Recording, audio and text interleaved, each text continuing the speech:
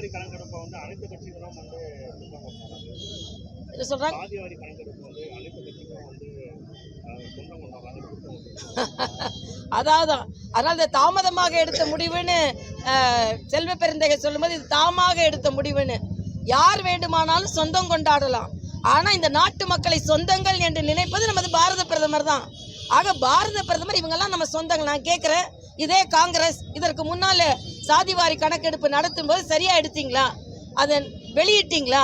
சுதந்திரம் அடைஞ்ச காலத்திற்கு பின்பு முறையாக சாதிவாரி கணக்கெடுப்பு இப்பொழுதுதான் அறிவிக்கப்பட்டிருக்கிறது.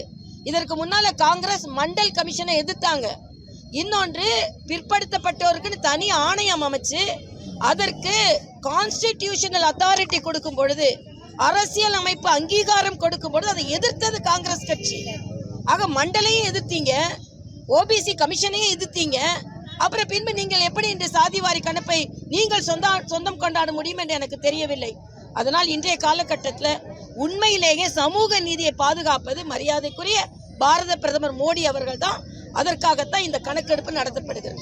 சட்டமன்ற தொகுதிக்கு பார்த்தீங்கன்னா என்டிஏ கூட்டணியில் இருக்கக்கூடிய டிடிவி தினகரன் முன்னதாகவே இப்போ வந்து பார்த்தீங்கன்னா சோளிங்கர் தொகுதிக்கு வந்து வேட்பாளராக அறிவிச்சிருக்காரு.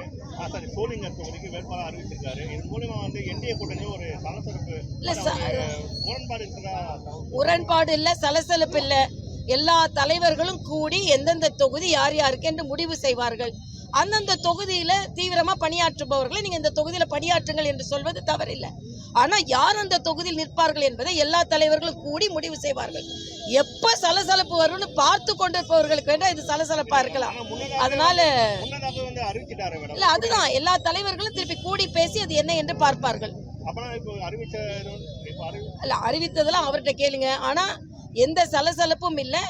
யார் யார் எங்கே நிற்க போகிறார்கள் என்பதை அவர்கள் எல்லாரும் தலைவர்கள் எல்லாம் உட்கார்ந்து பேசி முடிவு செய்வார்கள் என்று நான். பாலிமர் செயலியை QR கோடு மூலம் பதிவிறக்கம் செய்யுங்கள்.